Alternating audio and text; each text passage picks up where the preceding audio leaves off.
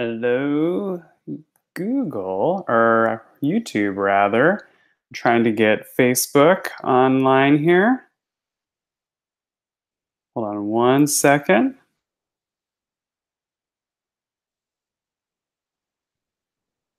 Running a little behind today. Hope everyone else is doing great. Okay, let's see here. If I can get something going here.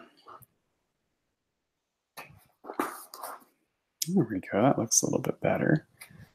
Okay. Whoops. Sorry, guys. Okay, let's see if we can start that.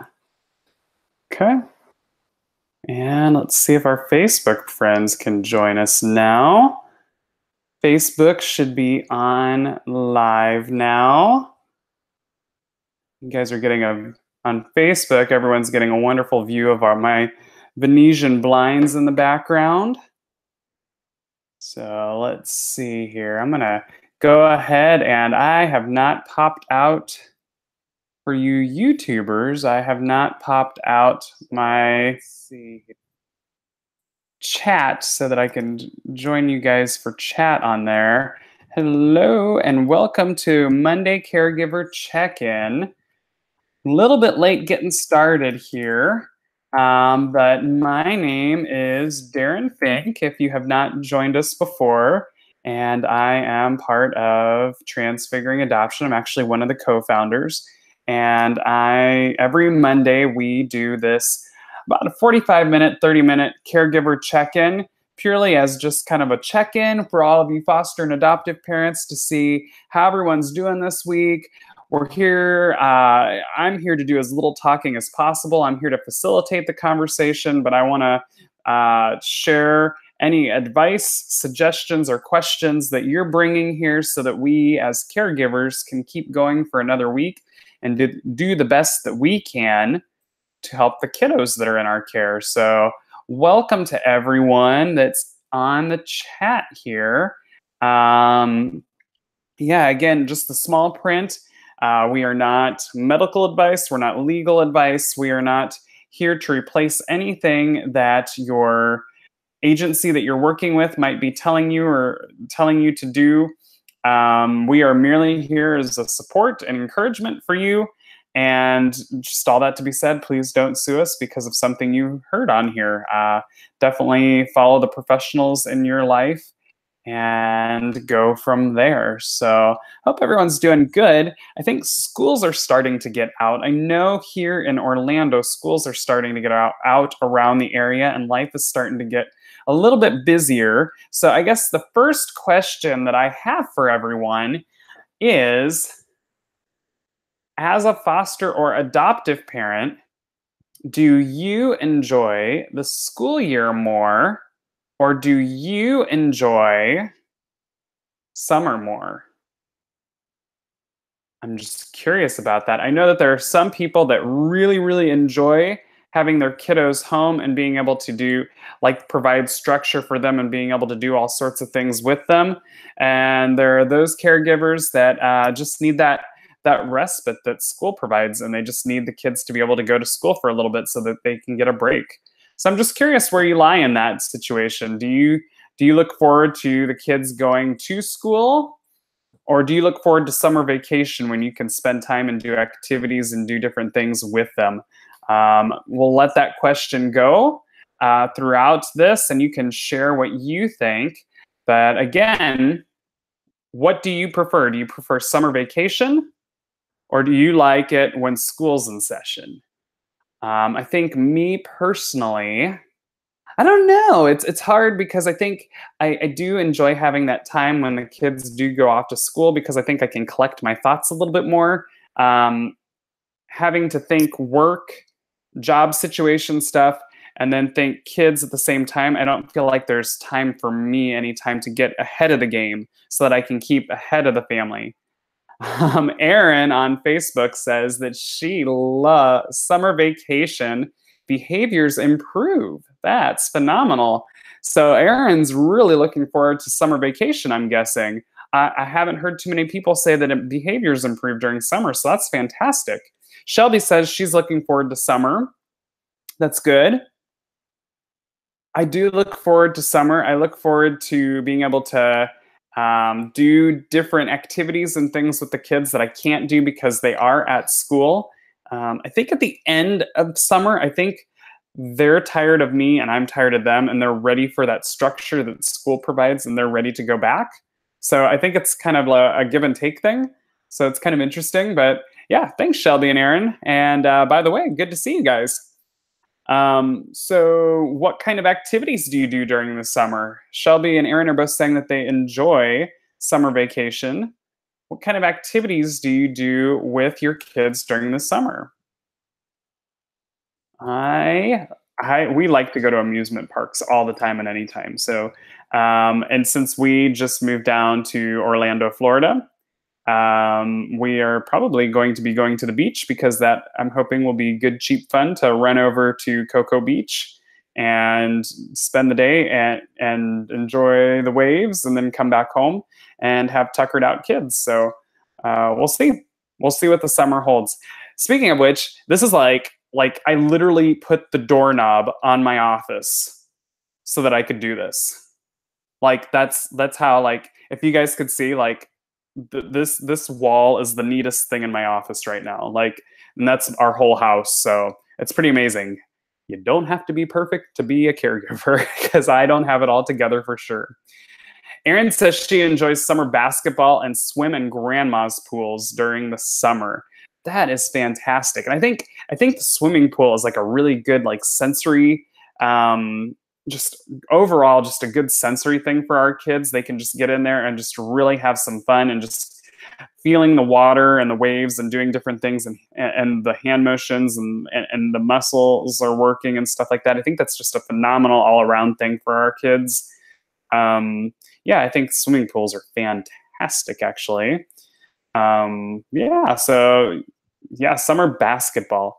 We actually have one kiddo that he is really into not into summer basketball. He's just really into basketball in general. So I like that. We will definitely be doing basketball. At least he will be. But yeah, so I'm going to go ahead and type that in here. What do you...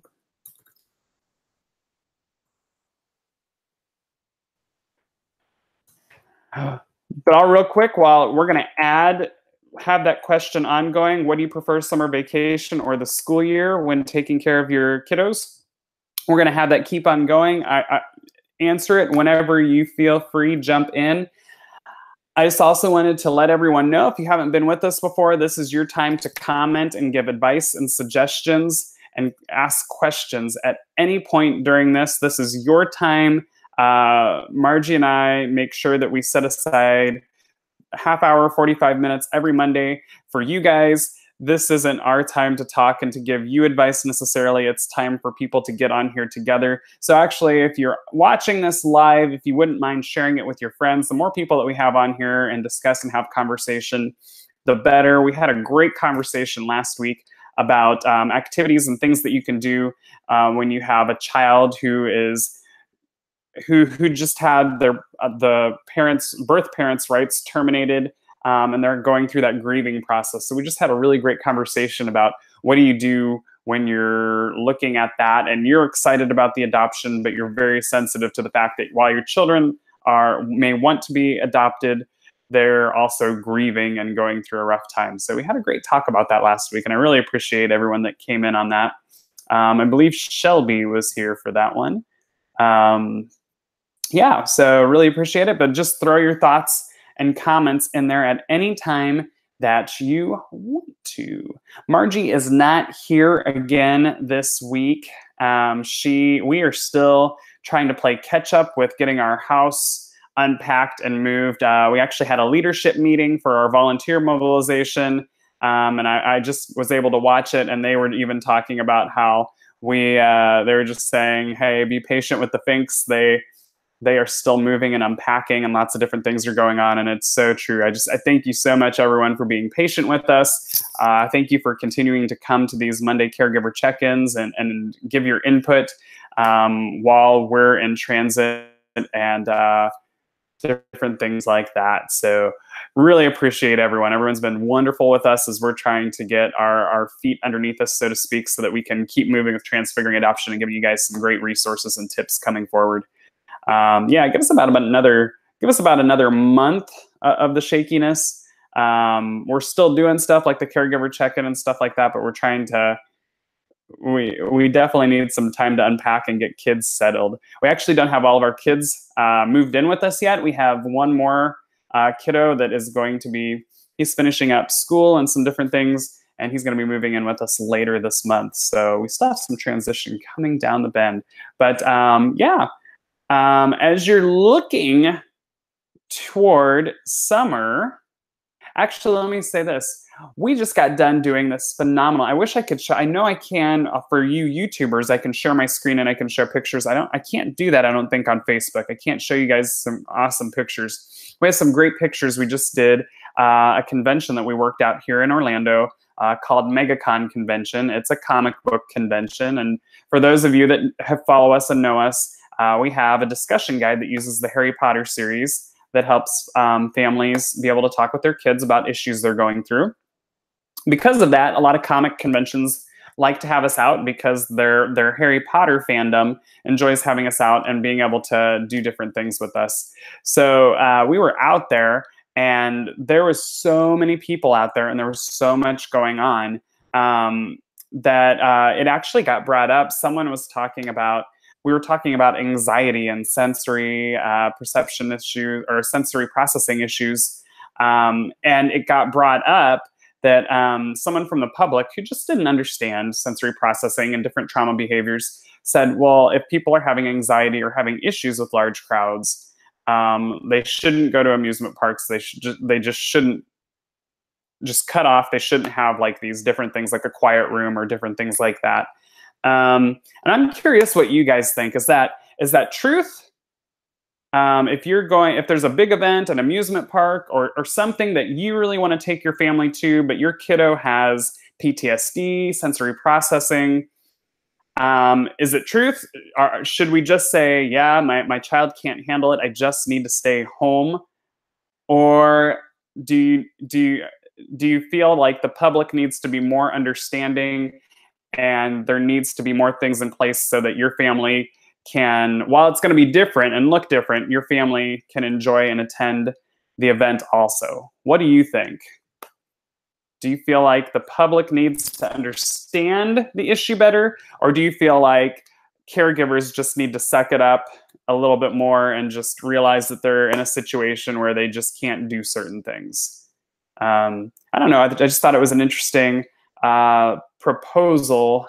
We were actually talking, since we're in Orlando, we were actually talking about going to Disney World and Universal Studios with someone, and they had just done a video on YouTube talking about micro decisions, they call them, micro decisions on how to navigate the parks and how to reduce anxiety. I'll actually try to find it. It's the Tim Tracker.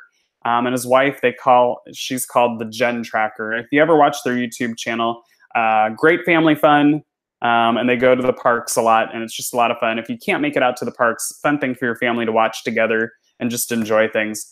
But they had an episode on their YouTube channel where they were navigating Universal Studios and making decisions to decrease anxiety in themselves.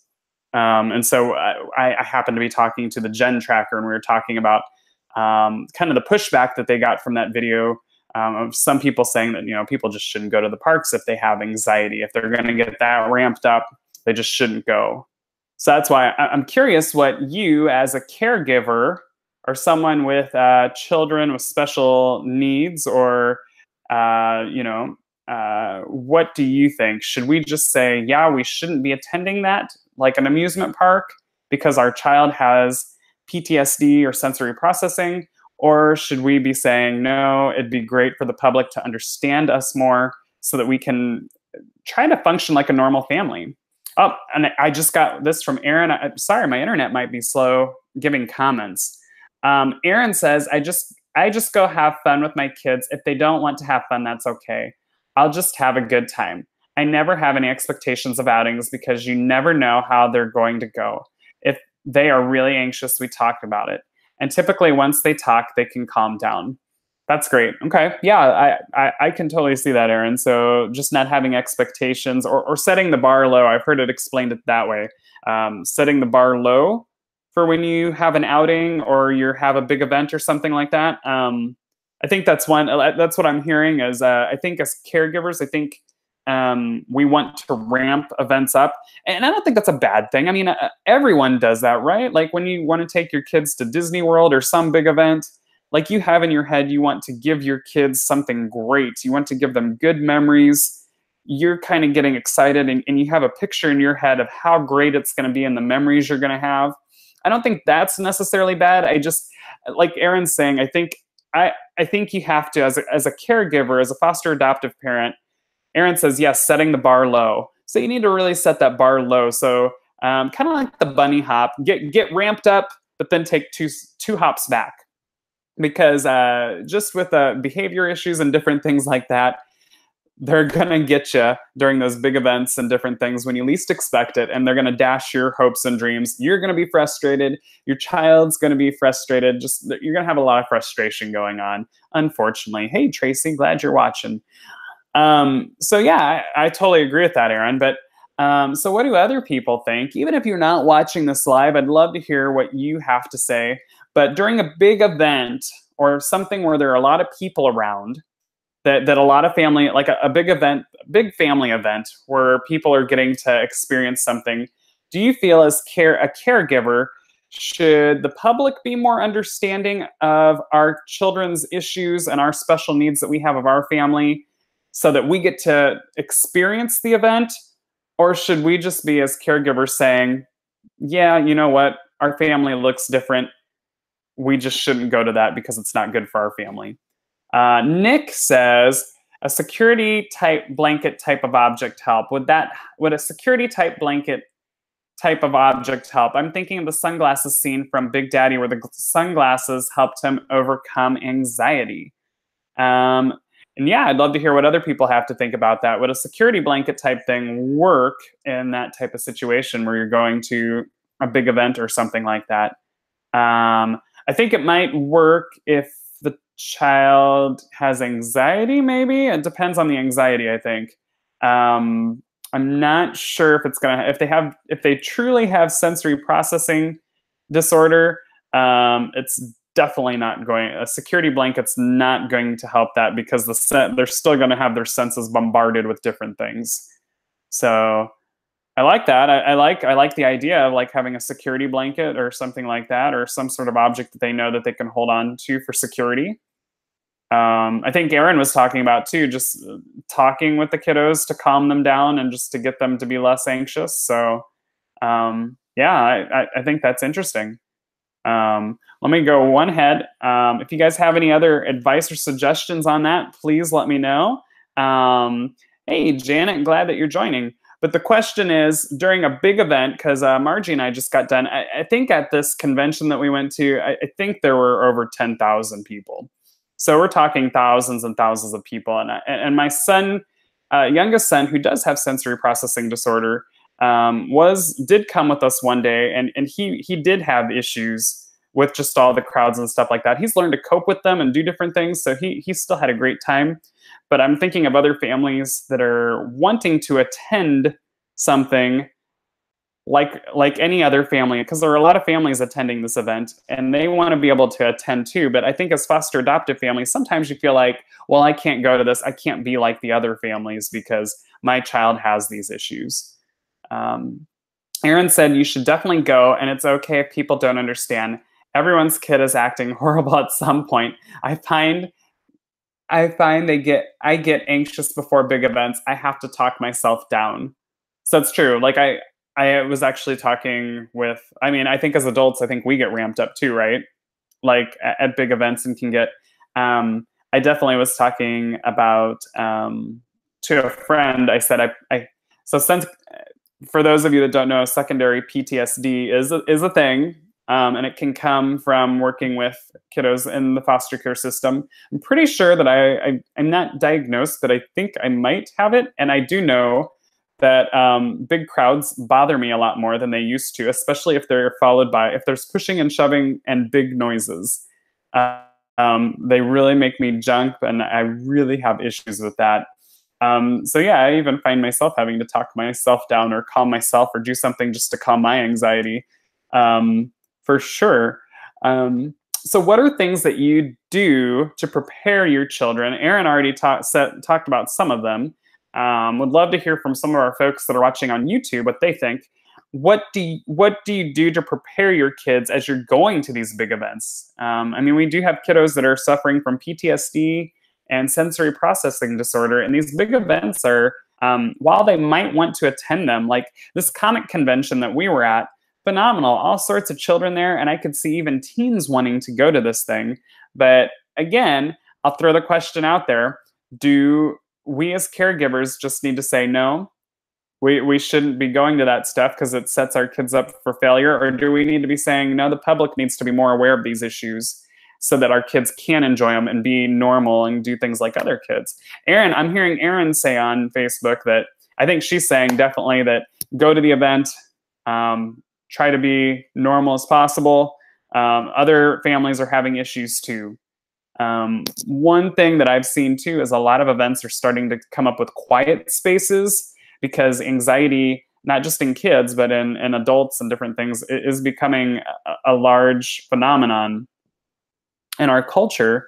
There are becoming a lot of quiet spaces and different things so people can just go down and kind of manage their anxiety, which works out well for us because that our kids need that so much. I do know that I have, hey, glad you could join us. I do know that I since we now live in Orlando, I will be checking into Universal and Disney. I do believe that they have quiet rooms there.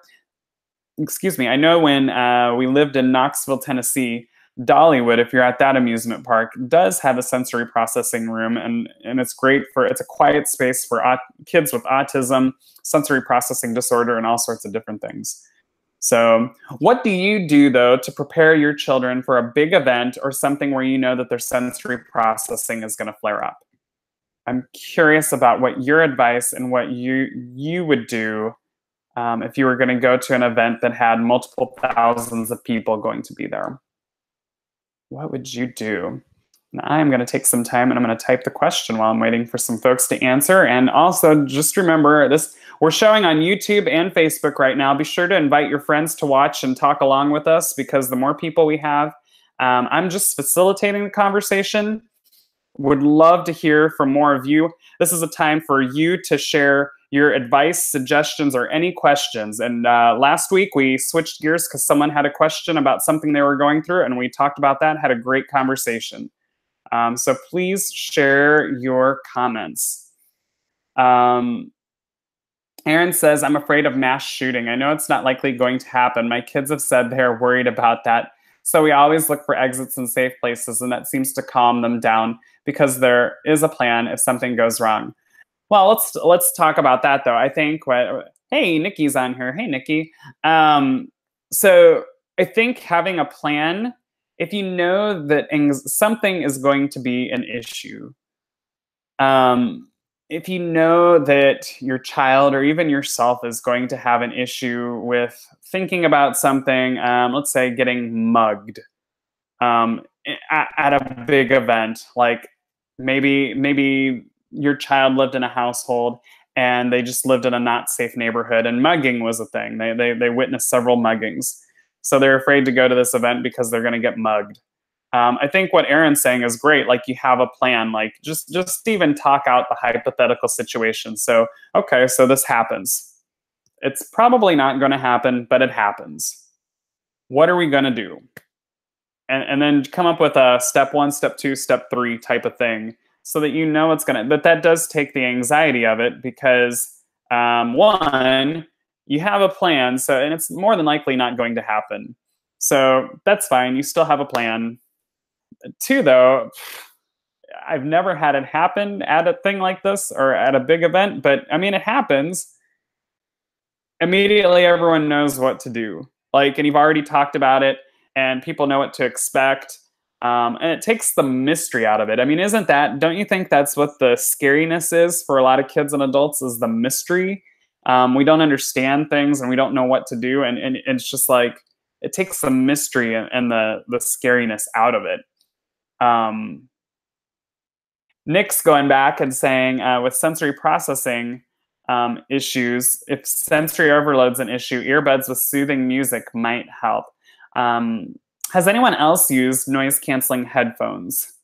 Because I know that those are phenomenally successful. The pushback that I hear a lot with people on those is, especially younger kids, well, maybe even older kids too, they don't want to wear them because I mean, they're the big headphones and they think they look goofy or they don't feel right. I mean, if they have sensory processing disorder, the touch of it, the feeling of it probably doesn't feel great.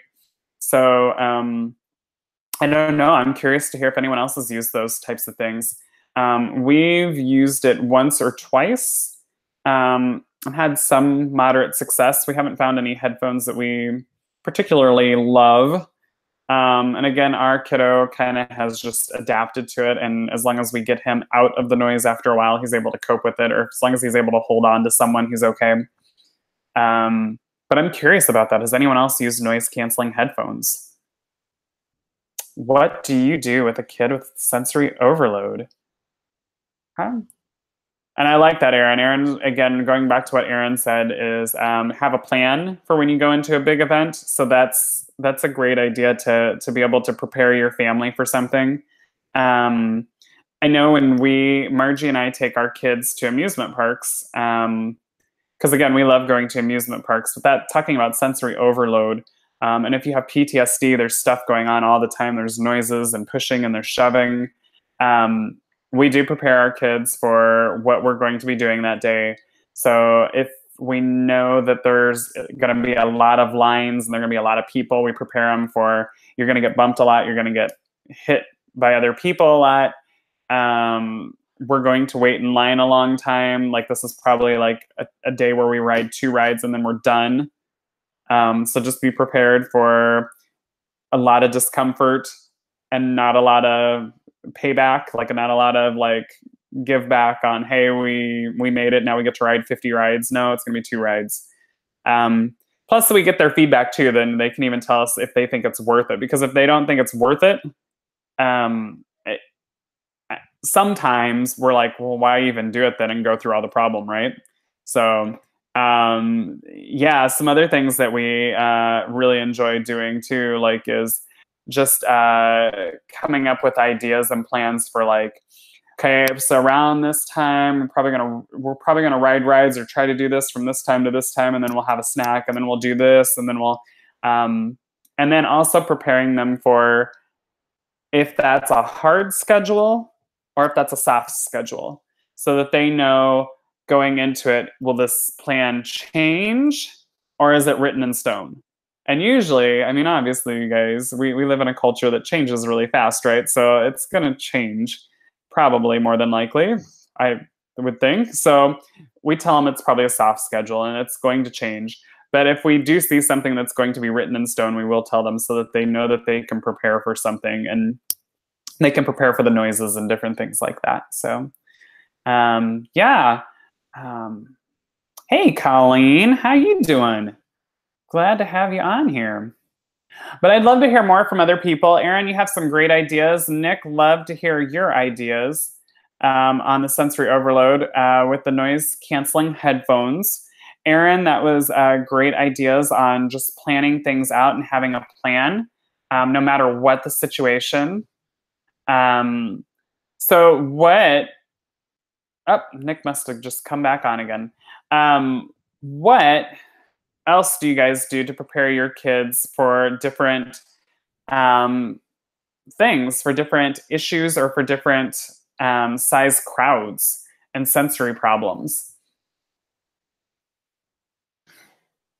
What are the things that your families enjoy the most during the summer? What are things that you find that foster or adoptive children, or any child for that matter, would enjoy the most during the summer? Do you do anything special with your foster adoptive family during the summer?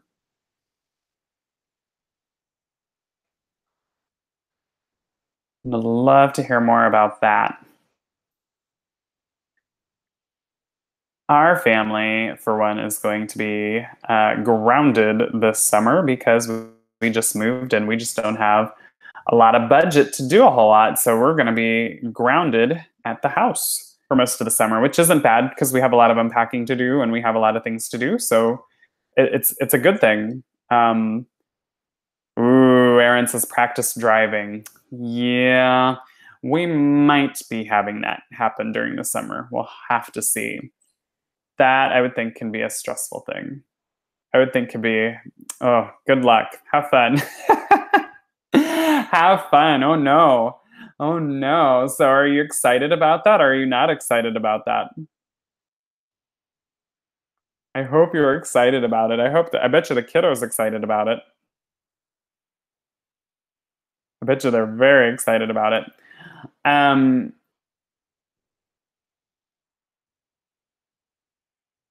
we took down a wall today. It was fun for the kids. So you mean like demolition? Like Erin's saying she did demo? That can be fun. Um, Demolition, if you are doing something like that, can be great for a kid. Um, because it just there's I mean, you're just hitting stuff and that's fantastic. Absolutely. As long as you can trust them with all the tools, it's fantastic. Um, I find that while we're packing and unpacking and moving in and having to do things like hanging lights and stuff like that, I try to take my kids aside and have them just hold tools and hold different things because I'm just even teaching them things like just the normal things that you would teach kids, but you never know like what they learned or what they didn't learn in their birth home. So, I mean, even my one son today kept saying nails, but there were screws. So I had to just like keep hammering, pardon the pun, hammering into him that no, those aren't nails, those are screws. Um, Ooh, you're putting down interlocking flooring. Yes, I bet you the kids do love that. That can be a lot of fun and pretty good for kids to help with, I think. Um, so yes, I think household projects around the house are great for kids. Um, I think it's really good. Like when we think summer, we do think a lot of like fun stuff, like hey, let's go to the beach or let's go to an amusement park or let's take a trip. But I think the household projects during the summer are things that like your house has been needing or apartment has been needing to be updated or maintained or whatever that you've been putting off. I think those are great things for kids to do during the summer with you because it's teaching them um, a skill so that they know how to do it when they're older because especially if they're a foster kiddo, if they're getting bounced from house to house to house, there might not be someone that's teaching them how to do that skill. And so that's great that you're sitting there with them and they might not like it.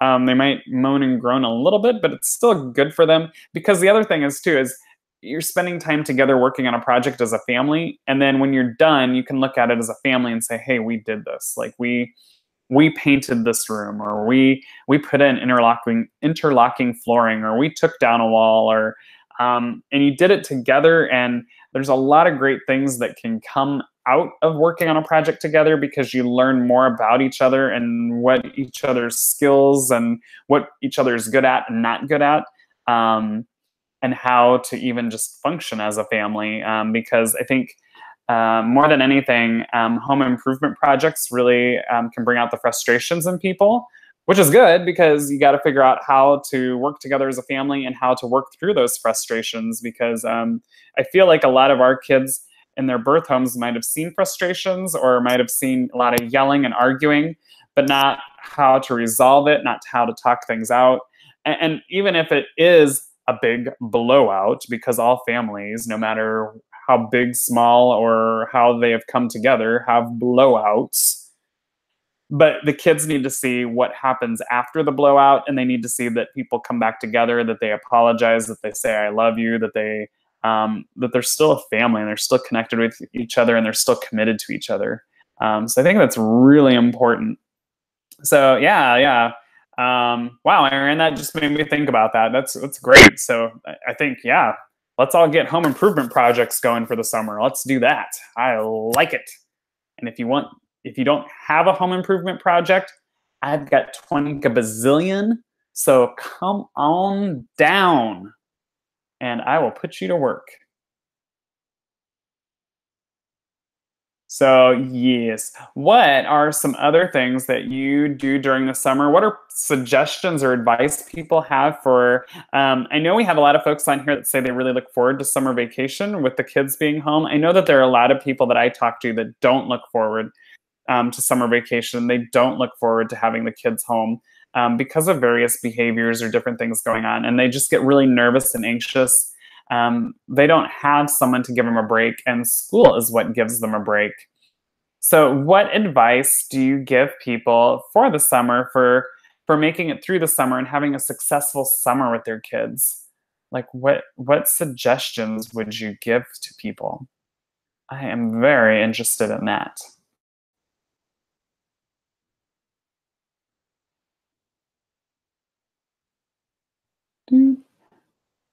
Very interested in if anyone has anything in on that. And while people are thinking about that, I am going to take a little time to just interject here that we are in the middle of our second annual foster parent best foster parent in the U.S. award. We have until the end. You have until the end of this month to nominate someone that you believe deserves the title of the best foster parent in the U.S. They do win a plaque. They win a prize package. And we do our best to work with agencies so that the agency that the foster parent is with does make some sort of a big deal about the fact that they won. We do feel like the foster parents get a lot of bad press, and this is our way of making sure that the people doing all the right things as best as they can, because we don't want perfect people winning this. But we just want people to get recognized that they're doing a great job, and we want some good press to come out of this, and people in the public to hear that foster parents really are good ones out there, and they really are doing a phenomenal job. Aaron says, during the summer, I guess anytime really, don't take what the kids dish out personally. Yeah, very true. So yeah, especially I think with any kiddo, but I think especially with foster adoptive kids, I think that they want to dish out and hit your buttons to get under your skin, and that can really happen well during the summer when you might be spending more time with your kiddo. So don't take stuff personally. Take some time for yourself, get a pedicure, drop them off at the Boys and Girls Club, find a summer program. There are lots of very inexpensive summer programs. And I will say, if you're in the Knoxville, Tennessee area, and if you're not, take a look around, take a look at your Parks and Rec programs. A lot of times Parks and Rec programs have state-funded events, programs, different things like that. Aaron mentioned Boys and Girls Club. I know those tend to fill up very fast, but check out your Parks and Rec program also and see what they have available. I know in Knoxville, Tennessee, they do have a program that will watch the kids for the morning into the early afternoon. So it's not quite enough to be, if you work a regular 9-to-5 job, it's not going to be enough care to make sure that they're watched all day. But if you're like myself and I work a part-time job as well as working with Transfiguring Adoption, it is something that helps me out, because then I can get some of my work done before I have to go get kiddos and have to be a full-time dad. Yeah, so that's some great advice. Great advice. And they also have like really cool like stuff that they do. Like, I'm pretty amazed, like every time that our kids would go to the program, that like they would do, like, I'm used to like the biggest, most exciting thing being that you make a tie-dye shirt. Does anyone remember those? Like, you just make a tie-dye shirt during one of these programs, and that was like the big exciting thing. And I was always like, yes, tie-dye shirt. But there's so many more things that they do, and it's just amazing all the things that they can do during these programs. And the kids might actually have more fun at the programs than they would staying with you anyways. So maybe not. definitely look for those because I feel like those are a lifesaver. Um, I will go back into talking about my Best Foster Parent in the U.S. award.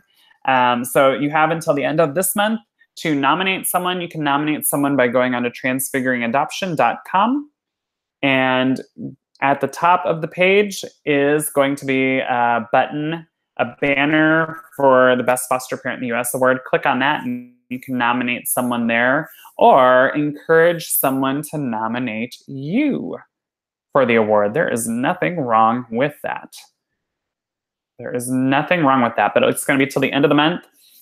And then during next month, be sure to watch our Facebook page and our website, as the public we will have 3 finalists next month, and the public is going to be voting on who they believe is the Best Foster Parent in the U.S. award. So definitely check on that. We're excited about that. So many great stories are coming in. We have lots of people we have so many people that are being nominated, but you never know. Your nomination might be the one to take it. So get that in quick, because we want to even just telling someone that they've been nominated is going to make their day. Like, believe me, out of everyone in the U.S., you nominated me for the Best Foster Parent in the U.S. award. That's going to make someone's day. So definitely do that. Take some time to make someone's day. Or again, if you think that you should have the award, tell someone to nominate you. There's nothing wrong with that. I think there's absolutely nothing wrong with that. Also, be sure to go on our website and check out our book list. We have a whole big book list with different books that are good for kids and good for grown-ups that would be great for you to spend some time in the summer reading to your kids and getting into cool discussions. So you can find those at transfiguringadoption.com. It seems like the conversation is kind of dying down though right now, and we are getting close to the end of our time. So I'm going to go ahead and start wrapping things up. If you have any questions or advice or suggestions, please share them now so that we can address them. Otherwise, I would love to know some more issues or topics that you would like to talk about next week. I'm really hoping that Margie is going to be joining us next week. She really hated to miss everyone. She just wasn't able to make it today, and she apologized and was really sad and upset that she couldn't make it today. Hey, April, glad that you could join here. We're kind of wrapping up, but that's okay. Glad you're here. So yeah, I would love to hear your topics or questions for next. Will do, Aaron. I'll tell Margie hi. Let us know your topics or suggestions for talking about next week. Be sure to get your nominations in and to check out that book list on transfiguringadoption.com. If you are in the Knoxville, Tennessee area, we are going, Transfiguring Adoption is going to be at the Fanboy Comic Book Convention up there. We've been asked to go up there and join them and to get some volunteer mobilization efforts going up there. We are also going to be in Texas later this summer with the same kind of venue. And we're not sure yet, but we might be going to, we'll let you know more about that. There might be a really neat foster care convention we're going to be attending in Orlando, Florida. So if anyone's watching in the Florida area, you might be seeing Transfiguring Adoption soon in your area at the end of June. So thank you everyone so much for watching. You guys had great suggestions and comments. Thank you so much. I appreciate everyone. If you're a foster adoptive parent, I just have to tell you that you're doing a phenomenal job. You might not feel like you're doing a great job today, or you might not feel like you're just the greatest person today even. But let me tell you what, even at your worst, and even if you don't feel like you're doing anything, you are making just headway and just leaps and bounds in a child's life. You're just not seeing it yet. And I take that from me from experience. I might not even know you, but you are amazing. Thank you so much for doing what you're doing. Keep going. Keep doing what you're doing. You're amazing. For those of you that were watching that are not foster adoptive parents, but are just trying to figure out how you can support foster adoptive parents, thank you so much for joining in. You're amazing. We need more people like you. Thank you so much for watching, everyone. Be sure to comment below and let us know your topics for next week. We hope that we are helping you to nurture and grow your foster or adoptive family. I'll see everyone next week at 5 p.m. Eastern Standard Time on Facebook and YouTube. Have a good one. Bye.